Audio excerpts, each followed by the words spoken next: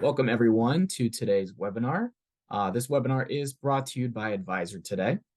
And if you are a member of NAIFA, you will receive our Advisor Today magazine quarterly. And if you're not, you can join and start to receive a lot more benefits for Advisor Today. Our podcasts and our blogs for Advisor Today episodes are available on demand at at.naifa.org. For our presentation today, everyone is in listen-only mode. Please use the Q&A feature to ask any questions that you might have throughout the broadcast. Now, we might not have any time for Q&A today, but our presenter will collect the questions and follow up. But with that, I would like to turn things over today to our presenter, Jordan Skog. Thank you very much. Good morning, everybody.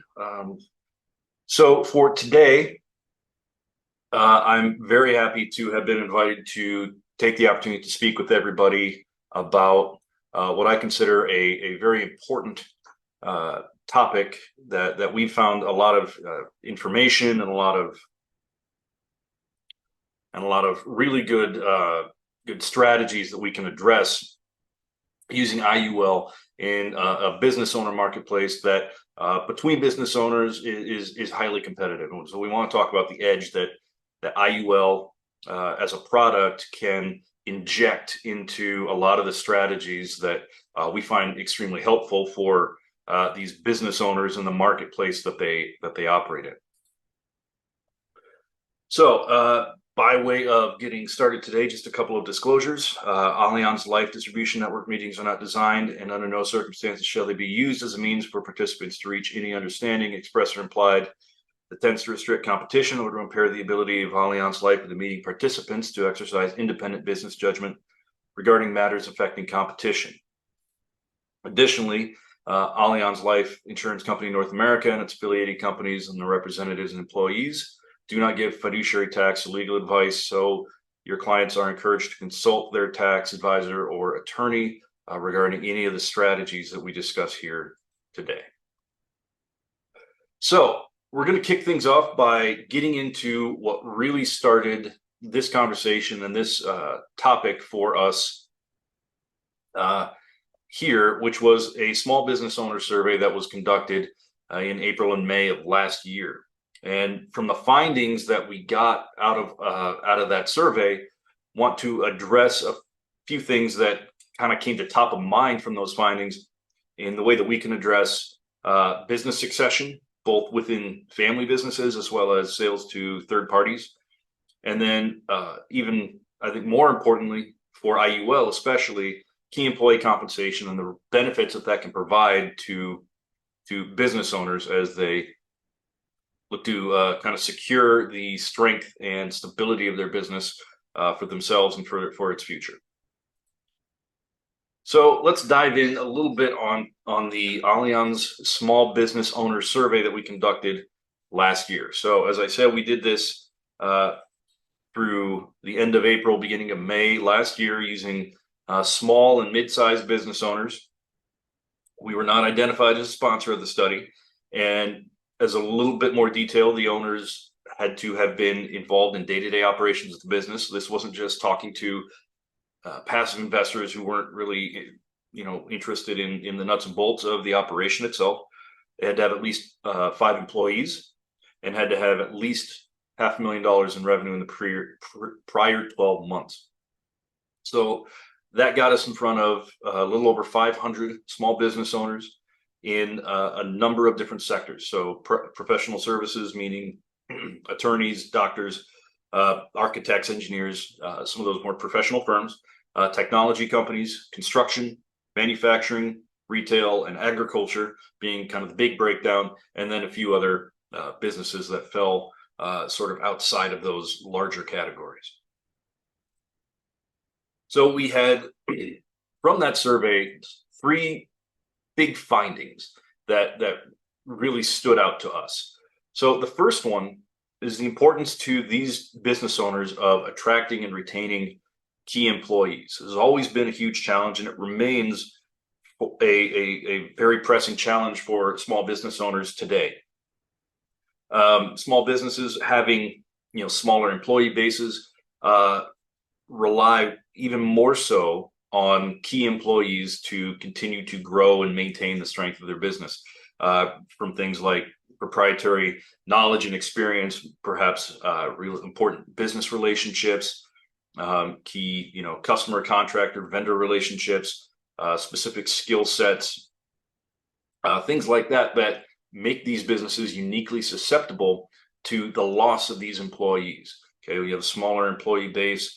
A lot of them do more. It's more important, and losing one of them has just an outsized impact compared to larger companies that can absorb that a bit more. And we saw that reflected in the survey results. Nearly 80% had difficulty attracting and recruiting these kind of key employees. Same amount were concerned over the loss of the key employees that they did have. 80% of them had employees that they knew and could identify as being critical to retain if they were to transition ownership under really any circumstances. One thing that did stand out is that only about 17% of these business owners really anticipated making a sale of the business to their employees. It's something that's often discussed or considered, but in reality, I think the number that actually make a plan on making that sort of transition is somewhat lower. Across all industries, about 2/3 of business owners were planning on transitioning out within the next 15 years. And we had about 90% who had at least some form of key employee compensation in place to help retain their key employees. Okay. The next big finding that stood out to us was regarding the financial security of these small businesses. So the owners themselves and their families largely rely on these businesses to provide their financial security. They make up a great deal of the income that they rely on, as well as a great deal of the net worth of their estates. And they are looking to utilize either that current income or future income from a sale before and after their retirement, or as their retirement. Okay, so when we talked about the transition in the prior slide, where a majority of them are looking to transition out within the next 15 years, one of the big issues for them is finding the right buyer who can provide them with that financial security to make that transition worthwhile if they're going to rely on it in retirement moving forward. Okay. Additionally, for family businesses that they want to retain within the family or continue to at least benefit the family, family harmony is a big consideration in terms of trying to maintain that through a transition, through future continued operation and hopefully successful operation of the business. So from these small businesses, we had about 58% that were looking to make that business transition within their family, either from a sale or from a gift. So a majority of the business is that way. If the business owners were married, about half would simply transfer the business to a spouse. Okay, but that's not a universal consideration. Many spouses are not as involved in the business, and would not necessarily be as willing or able to continue on with operation of the business. But the majority of those who were looking to pass the business within the family were worried about disrupting family harmony by doing so. And so we're taking a lot of that into account in terms of the planning that they were doing. And it did concern a lot of them that the majority of their wealth and of their net worth and of their income is tied up in the business. For those planning to sell to an outside party, their primary concern was finding the right buyer for that business.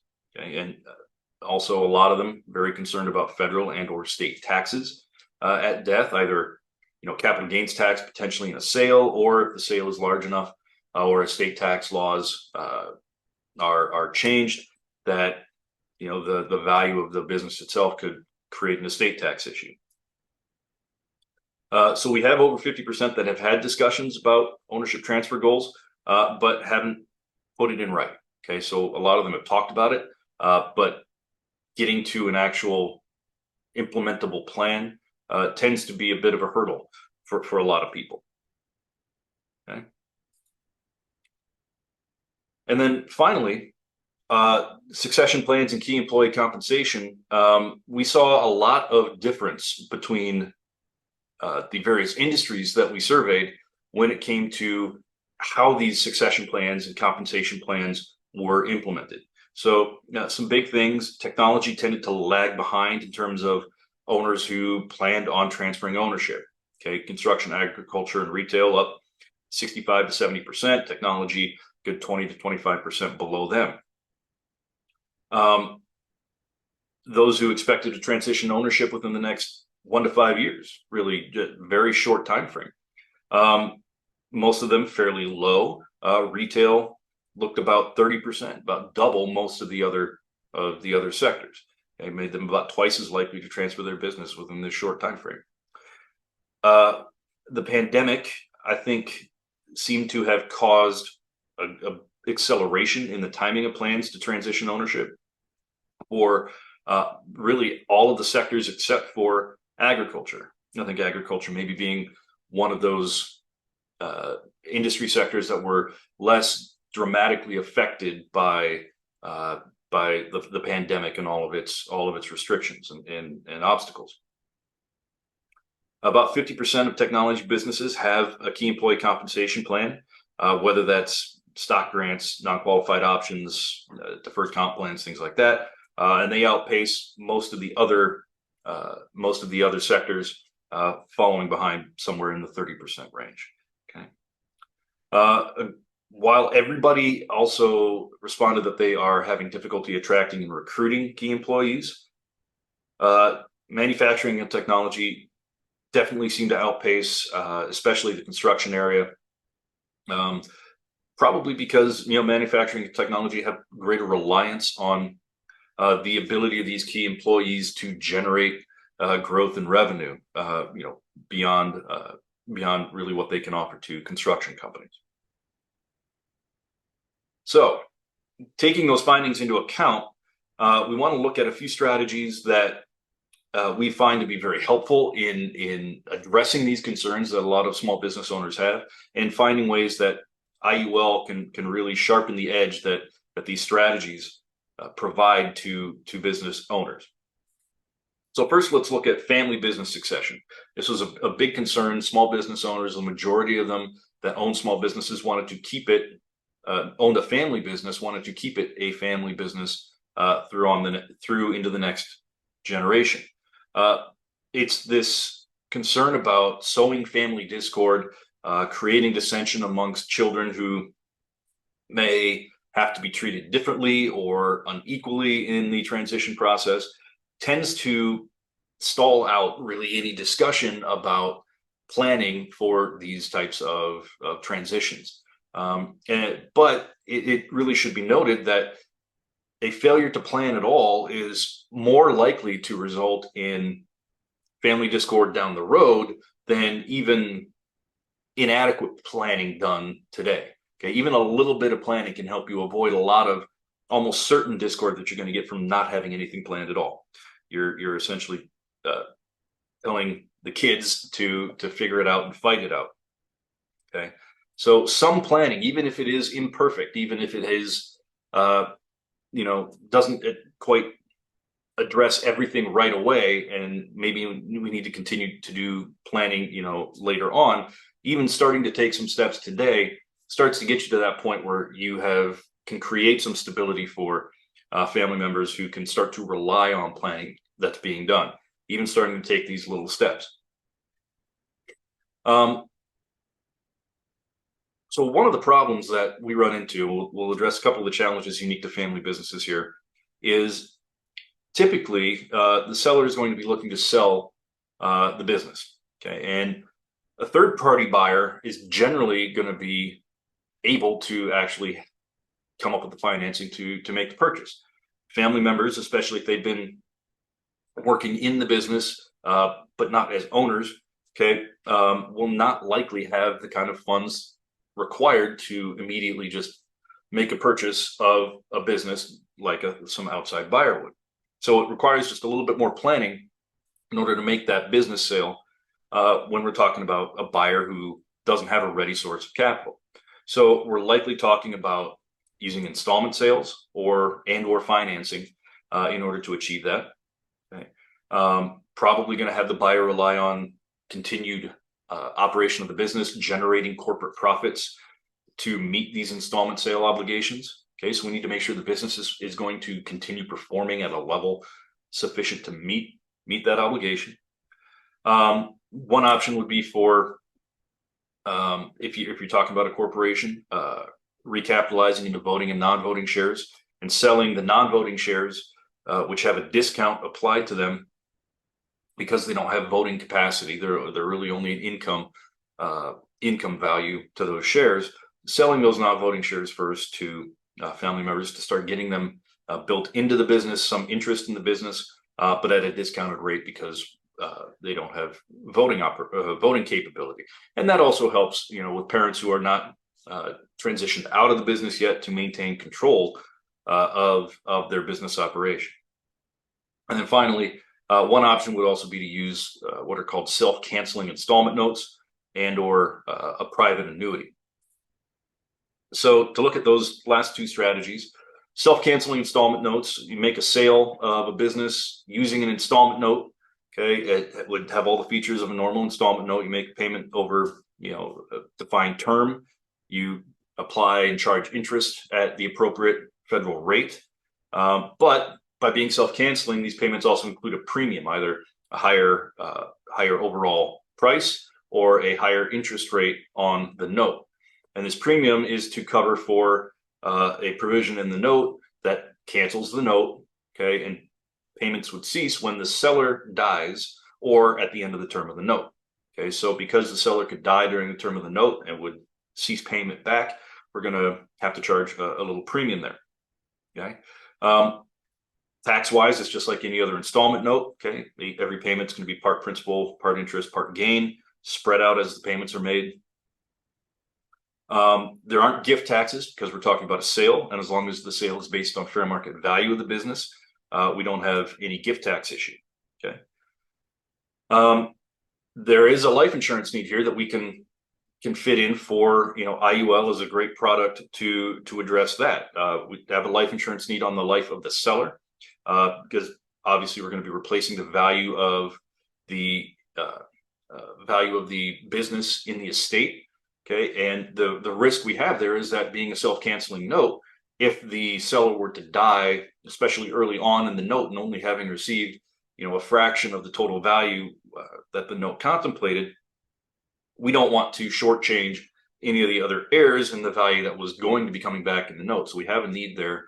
And even if the note is completely paid off, we still have a life insurance policy there that we can utilize the cash value accumulation, all the low volatility benefits of an IUL, and the loan, the tax-free loans that can come out of the policy to provide income in retirement. Okay, again, a big goal of a lot of business owners is to take the value of their business and convert it into retirement income. Okay, so there's a significant need there that IUL can provide a great opportunity to meet. Private annuity is sort of a similar concept. Rather than using a note, we generate annuity payments on the sale in exchange for selling the business. The buyer is going to pay an annuity back to the seller for their lifetime. And the payments, obviously being an annuity, cease when the seller passes away. Okay. Differently, okay, all the gains are going to be taxed in the first year when the transaction occurs. Again, if we calculate the fair market value accurately, and the IRS agrees that it is an accurate valuation, there is no gift tax and no estate tax to the seller because the asset is outside of their estate.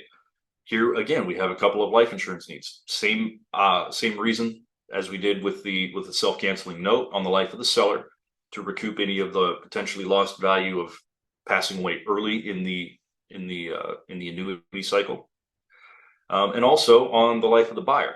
Okay, we have a risk that buyer's death could result in the inability to continue to make these annuity payments, which are obligated to the seller for their lifetime. Okay, if the buyer dies early, there's that obligation doesn't go away, and so we have to meet that somehow. And so life insurance can provide an opportunity there as well. Okay, a second challenge is that we may have to deal with gift tax concerns rather than structuring a sale as a sale. Maybe we're structuring a transition as a gift. Okay, so there can be gift elements that don't exist when you're transferring to a third party. Okay, and so managing those gift tax considerations, understanding how the gift tax would be applied, and sort of managing around that, determining how much to gift, when to gift, maybe how to spread out the gift, while still considering the need for retirement income. So there are a few strategies that can be applied there. One, as we talked about, will be to recapitalize into voting and non-voting shares. But rather than making a sale of the non-voting shares, we can utilize annual gifting, maybe utilize lifetime gifting, and gift the discounted, lower value non-voting shares first. So we can gift more shares for a set price. This year it's a $17,000 exclusion. You can gift 20 shares of non-voting stock as opposed to maybe 5 or 10 shares of voting stock for the same $17,000 value, just as an example. Along the same lines would be something like a family limited partnership.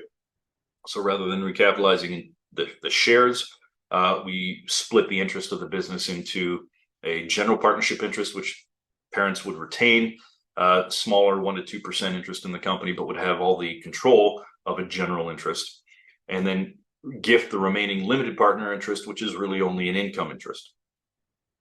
Again, it's a discounted value, and then we can wait to gift control and the value that it represents until a later time. You have the flexibility to do that at a time when it's perhaps more advantageous. You could also use things like grantor retained annuity trusts. This is something that should be investigated at least now while you can do it.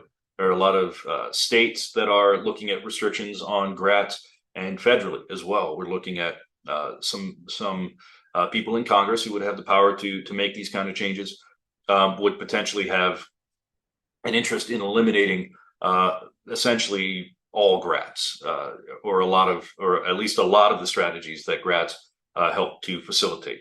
Additionally, while interest rates, even though they're starting to tick up, are still historically relatively low, grats are a great opportunity to make transfers of assets there. And similarly, you can make a sale to grantor trusts that are designed to be intentionally defective.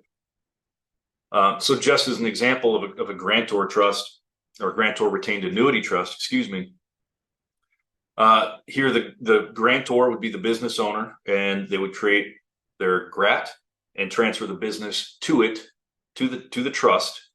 In exchange, the trust would pay back to the business owner grantor an annuity for a set number of years.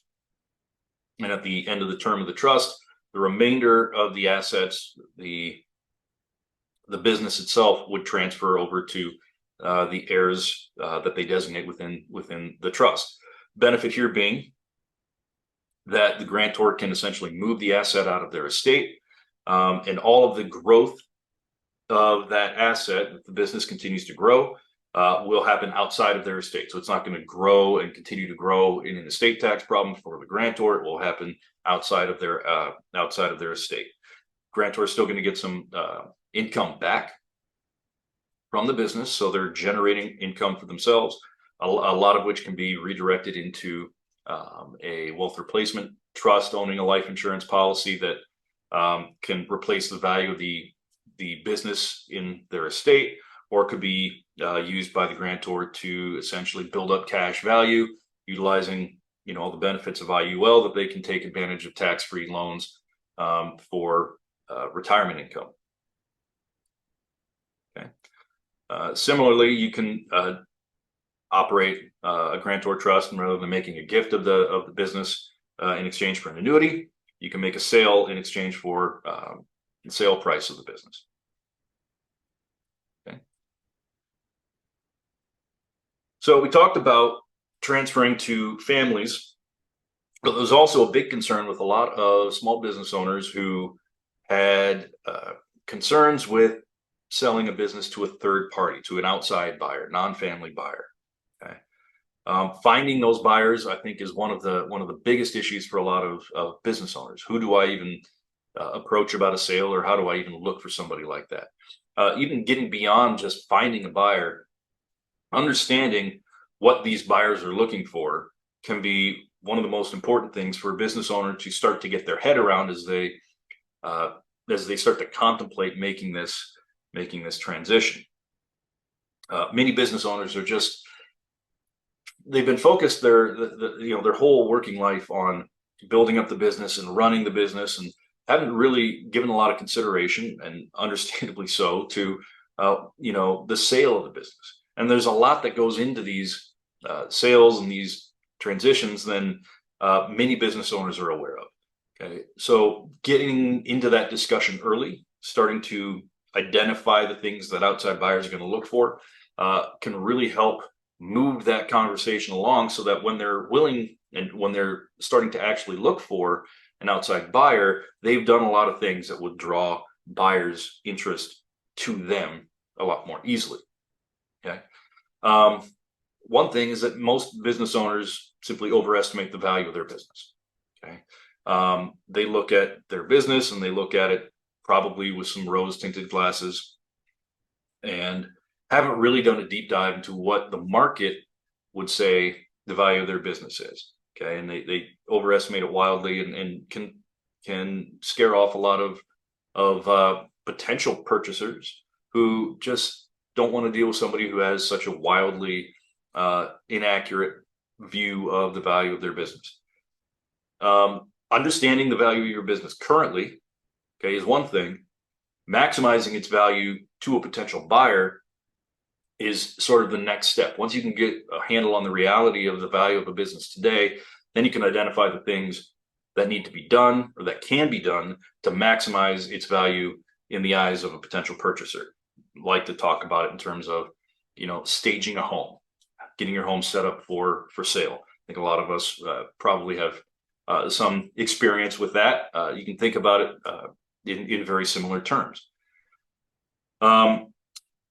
A lot of business owners will at least consider making a sale to a group of key employees, people they know, people that they know will continue to operate the business well. But these types of sales take a lot of time to plan, and a lot of time and effort to plan well. So identifying whether this is even going to be an option, if you have the types of employees who would be willing to make that purchase. In addition, what types of plans can be implemented in order to make that sale happen? If it's an ESOP, if it's a leveraged buyout of some kind. Okay. The other thing is to be flexible, right? Timing is a huge factor. Don't lock yourself into a date that you're going to transition 10, 15 years in the future. Unique opportunities can present themselves, whether it's in the life cycle of the business itself, or of the industry, or of just the larger economy, or just, somebody, a potential buyer, once in a lifetime thing, driving by, sees the business, and they want to make an offer. Something you can't ever plan on. Put the business owner in a position where when these opportunities arrive, they're able to identify them, appreciate them, and take advantage of them. Okay. With the planning that you do between today and the day the business is sold, be aware of risks. Okay, we'll get into a few of those. There are things that can derail these plans, best laid plans, as the saying goes. Putting risk mitigation strategies in place alongside the plan as you create the plan is a hugely important factor as well. And a lot of this, again, this planning is necessary in order to minimize taxes. Another big concern that we saw with a lot of our business owners. Rapid sales may not result in the best sale price or the best tax treatment of that sale as well. So having the opportunity to plan and take advantage of opportunities or circumstances when they present themselves is significant. So we talked about staging the business. What kind of things is a purchaser looking for?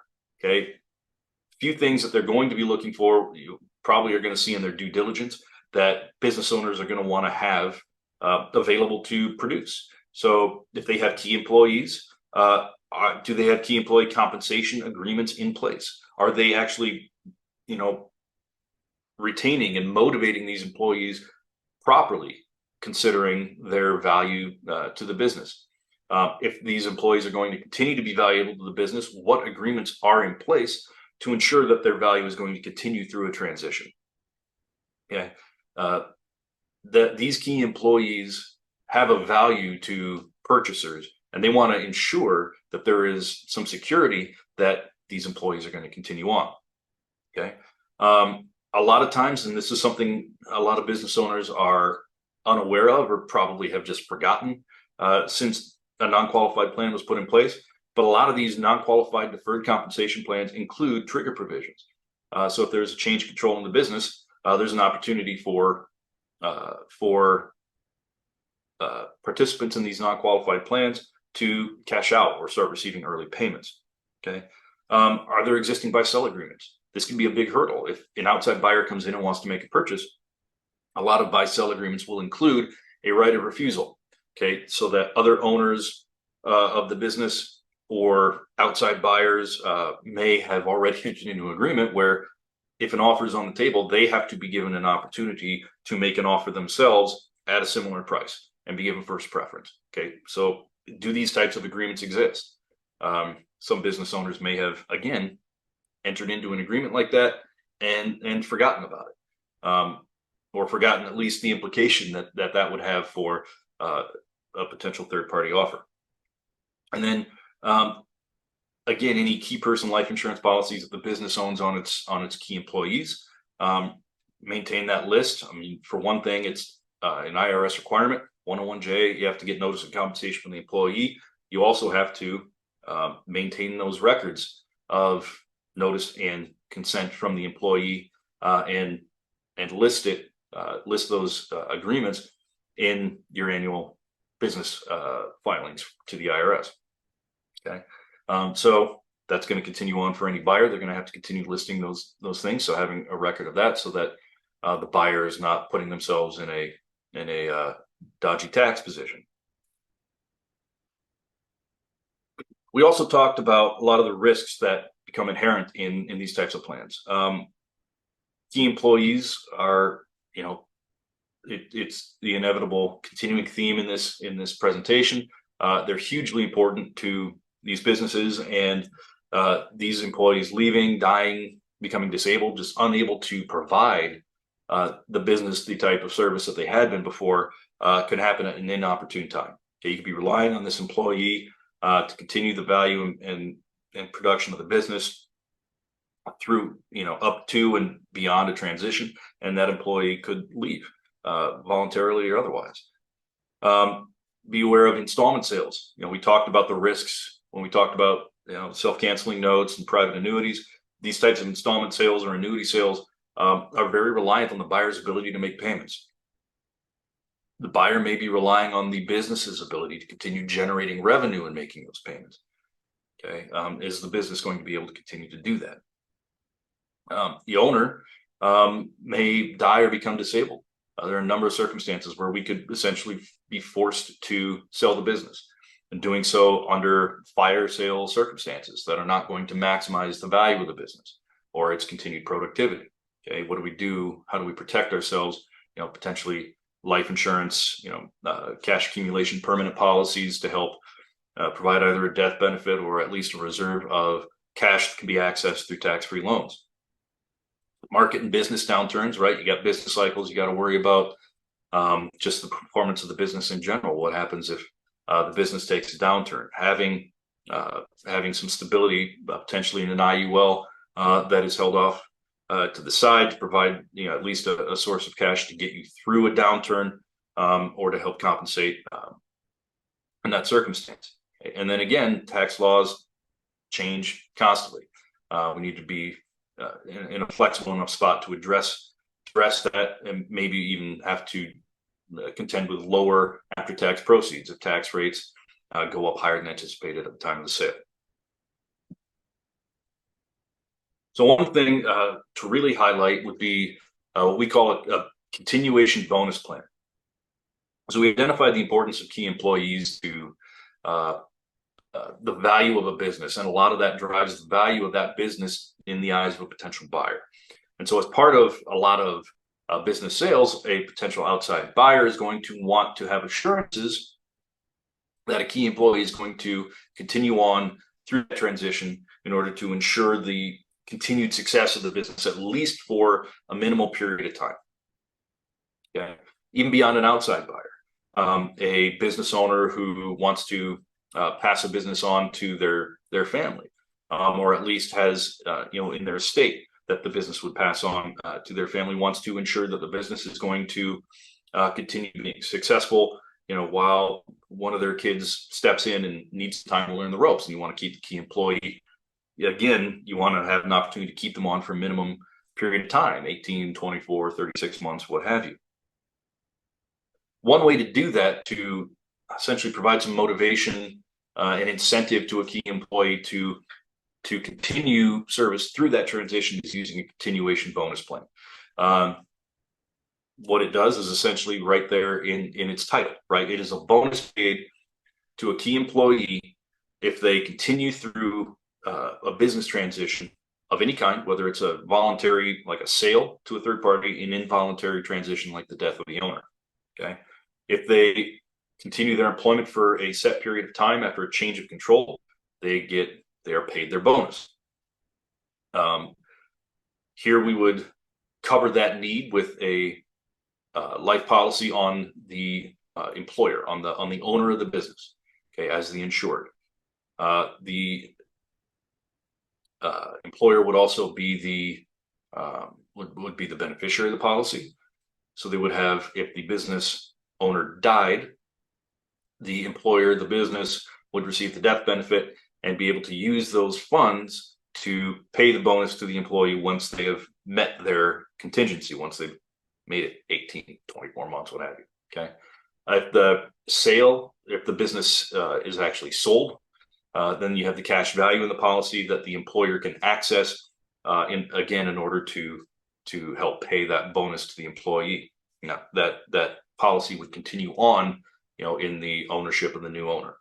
Okay, it's a very important way for a business to provide funding for a need that if they plan on transitioning, or even if they're planning against an involuntary transition, making sure that business continues on with the key employee in place. So transitioning to some more specific kind of long-term key employee compensation plans. This is probably one of the most important areas for business owners, because most of these small business owners have critical employees that they would like to retain during transition. Even the lowest numbers we saw in our survey had, in tech, 72% of the businesses said they had a key employee that they want to retain through an ownership transition. Okay, the average was around 80% among all businesses. And as we discussed, not only do a lot of them have key employees, but because these are smaller businesses, many of them, the risk of any individual key employee is magnified. Okay, even large businesses have key employees that they don't want to lose, but they have, enough personnel breadth that they can cushion that blow maybe just a little bit more than a small or mid-sized business would. For small and mid-sized businesses, losing even one key employee can be potentially devastating. So having options and strategies available to compensate employees this way can be potentially massive, and a massive salvation for a lot of these businesses. So what sort of goals are these employers looking for? I mean, they can very easily be classified as attracting, retaining, and motivating these key employees. You got to find them and you got to keep them, and you got to keep them happy. Okay. Some of these business areas, the key employees are a small pool that are shared, and fought over by a lot of the businesses, in these industries. And so there's competition for these employees, and what we need to be looking for are opportunities and strategies that can help an employer stand out beyond, your kind of the common things that are offered by most employers. Most employers are going to start employee compensation with salary and wage, right? Easy discussion. Next, they're going to move to retirement plans. They're going to look at the qualified plans that most employers offer. There's a lot of benefit to qualified plans, right? You get pre-tax dollars going in, a lot of tax-free growth. But in order to take advantage of those options, businesses have a lot of restrictions. The government puts a lot of restrictions on how these plans can be created, implemented, run. You have to meet vesting rules. You have to meet administration and record keeping rules. You have to follow non-discrimination policies where you have to benefit everybody in the company who meets a very minimum standard of working at the company. And in addition to all of that, you have limitations on what any one employee can contribute and still get all the benefit. And that's fine for rank and file employees, most of your salaried employees. A lot of these limits are perfectly appropriate for the types of compensation that they're receiving. When you're talking about highly compensated employees, top executives, key employees who receive a greater share of compensation, their proportional ability to contribute to these qualified plans is significantly lower than the rank and file employee, and really limits their ability to put money aside to the same degree that a lot of their fellow employees are able. So what key employee compensation strategies provide is an opportunity to benefit these key employees specifically, not all the employees, just these key employees, with compensation strategies appropriate to their level of contribution to the business. The other benefit of these plans is that we can discriminate in terms of who's going to receive key employee compensation opportunities, and we can be customized in terms of what type of strategy they're each going to receive. Not every employee is going to be is the same. What motivates one isn't going to motivate another. Someone in their 30s making $80,000 with 3 or 4 kids is going to appreciate life insurance as employee compensation a whole lot more than an employee in their 50s or 60s who's making $500,000 and their kids are either they don't have kids or their kids are grown. Life insurance just doesn't mean as much to them, or at least on the same terms. Okay, we can differentiate from one employee to the next and apply unique strategies one to the next, and find the thing that most motivates every employee. Okay, if they're not motivated, if they're not incentivized in a way that's particular to them, the business isn't going to get the production, isn't going to get the security that they're looking for, and essentially going to be wasting the money they put out into these types of compensation plans. So it's important to understand what these strategies are and how they can benefit these different employees. This can be a big issue because a lot of employers, for that retention aspect of key employees, really rely heavily on employment contracts, and specifically non-compete language within those contracts. Okay, employment contracts generally just dictate the terms of employment. Okay, non-compete language is in there commonly as the tool that the employer wants to use that limits that employee's ability to provide similar services to other employers if they are terminated from employment, either voluntarily or involuntarily, for a period of time, maybe even also within a geographical area. Okay, they put that in there to motivate the employee to stay, knowing that believing at least that employee would not be able to seek similar employment for a period of time can help them stay at the company. Maybe so. They also do it to protect intellectual property and trade secrets that the employee may provide or obtain. Okay. Problem is that enforceability today, at least, is largely going to be dictated by state law, and not every state is particularly friendly to non-compete agreements. Okay, some states are essentially entirely dismissive of non-compete language. and will disregard anything in that contract and say the employee is free to pursue employment, at any time with any company in any industry. Okay. One thing that needs to be aware of, though, is that while it's currently state to state, the FTC is looking at language that would make it a federal rule that essentially eliminates the enforceability of non-compete agreements nationwide. The rule has been proposed. There's been the ability for public comment sessions. Nothing has been put pen to paper or into the regulations officially yet, but that's still kind of on the docket, looking into the future and probably in the near future, that this is something that may be going away for employers. Okay, even if the FTC doesn't publish a national rule, I think the risk to employers who rely on these non-compete agreements, potentially without knowing just how flimsy and unenforceable many of them can be, a lot of them can be surprised by that. The individual states are completely free to change how they view non-compete agreements, and many of them do on a regular basis. Even if the FTC doesn't act, Congress always could.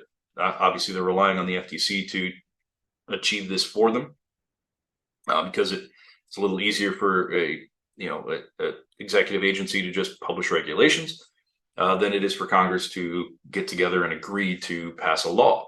But that's not out of the realm of possibility. There could be enough support, depending upon how elections shake out, that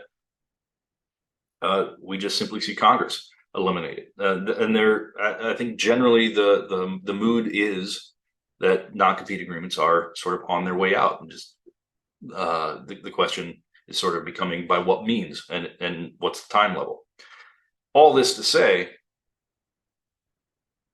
while they are significantly relied upon by a lot of employers, they provide, to some degree, from state to state, a minimal value as a tool that retains and motivates employees, even though that's what they're highly relied upon. So here we get into the place where you can really demonstrate an edge to employers, identifying the risk they have by only relying on non-competes and then providing them with an alternative. Okay, really takes advantage of everything that's provided by IUL policies in their ability to accumulate with lower volatility, provide tax-free loans as income to employees, as a way for employers to provide that compensation these key employees are looking for, to differentiate themselves and stand out from other employers who are not providing this, and really set themselves apart as being friendly and receptive to kind of the concerns and the desires of the key employees that they're seeking to recruit and the ones that they're hoping to retain. So with a lot of these discussions, we'll start with your basic Section 162, a bonus plan. We're just going to provide a bonus to an employee, and that bonus is going to take the form of premiums on a life insurance policy. The employee is going to own the policy, so they'll be able to control it. They'll be able to name beneficiaries of the policy, and the employer will essentially pay the premium. And under Section 162, the IRS will look at that as essentially a bonus, as compensation to the employee. And this allows us to treat it like any other compensation. This is the one circumstance where we can say premium is deductible, even though the premium itself isn't deductible. It's the compensation in the form of premium that's deductible. Employers look at it. They don't care about the distinction. They hear it's deductible. Okay, it can be a pretty big key to getting the attention of a lot of employers.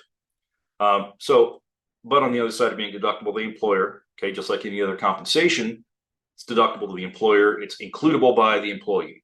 Okay, so the employee recognizes it as income and pays tax on it at their own individual tax rate. These can be really nice plans because there's minimal administrative costs. Okay, you establish the bonus agreement between the employer and employee.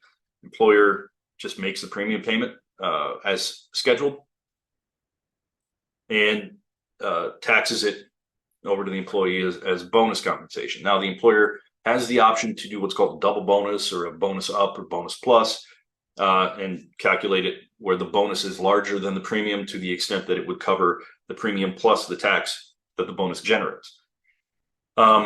This isn't necessarily considered a long-term retention tool. It can just be kind of a short-term incentivization, performance-based, whether it's individual performance, company performance, some combination that determines the bonus that's being paid. And also the employee isn't limited in their use of the cash values. They have the ability to go in from day one as long as there's cash in the policy and take the cash out in the form of the loan. So potentially putting the policy itself at risk, and also potentially seeing the risk of the employee simply taking the policy that they've been given and had a year, 2, 5 of premium funding and walking away. Okay, that's the risk on that sort of simplified plan. So a lot of employers will move to a restricted bonus plan, or REBA, restrictive endorsement bonus plan. And so this adds an endorsement onto the policy where the employee is restricted from accessing the cash value for a period of time, essentially creating a vesting schedule. As an example, over the 10 years that they're making contributions, the employee gets an increasing 10% that they can access in the cash value every year. So year 1, they can access 10%, year 2, 20, year 5, 50, and so on. To access beyond that would require the approval of the employer. That is about as much as can be done in order to preserve the immediate deductibility of the premium. If the employer wants to be paid back, a lot of times they'll at least look at requiring the employee to pay back the employer if they leave employment. That would eliminate immediate deductibility because it is not immediately available to the employee. They would have to wait on deductibility until that restriction is ended. Okay, so just something to be aware of there. But this provides a somewhat additional level of restriction that can hopefully maybe provide just a slightly stronger handcuff to the employee, a little more incentive to stay. The other option that we discuss quite often, and just to point out too, IUL being a extremely powerful tool because essentially we're providing, oftentimes IUL is sold for, in addition to its death benefit, the ability to accumulate cash using these indexes with their caps and their floors to limit the volatility and help provide some cash accumulation that can be utilized for retirement and tax-free loans out of that policy, right? Employees' ability to own that policy and receive access to that income is a significant bonus that can easily be identified to them. Split dollar plans are somewhat similar in getting insurance into the hands of an employee and paid for by an employer, or at least provided by an employer. Here, it would be an agreement between the employer and employee that would essentially split responsibility for premiums and benefit from death benefit and cash value. Okay.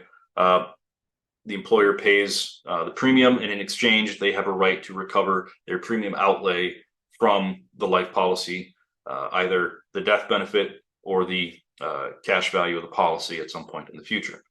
It's minimally taxed the employee, so as opposed to the full premium amount being taxed for the employee, here only the interest on the premiums that are forwarded over to the employee, which the IRS considers to be a loan.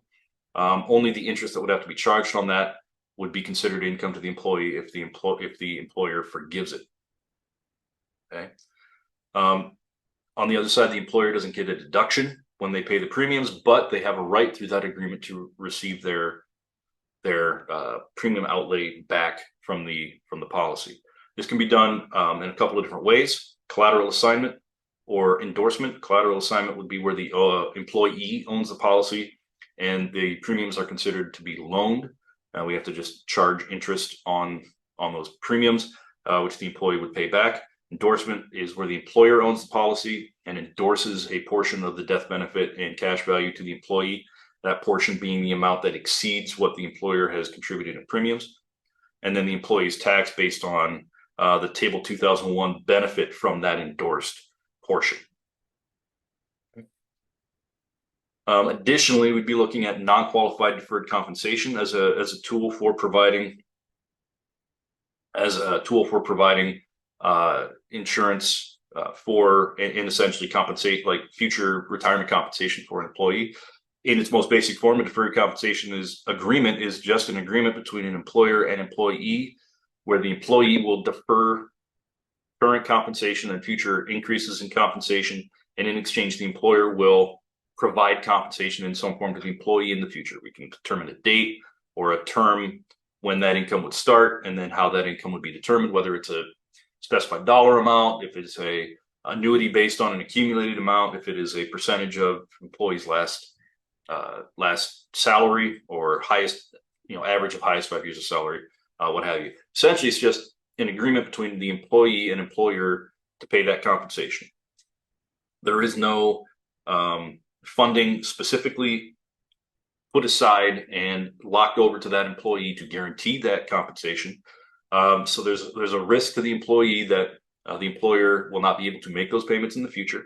A lot of employers will set aside money, but that is essentially informally funding a plan.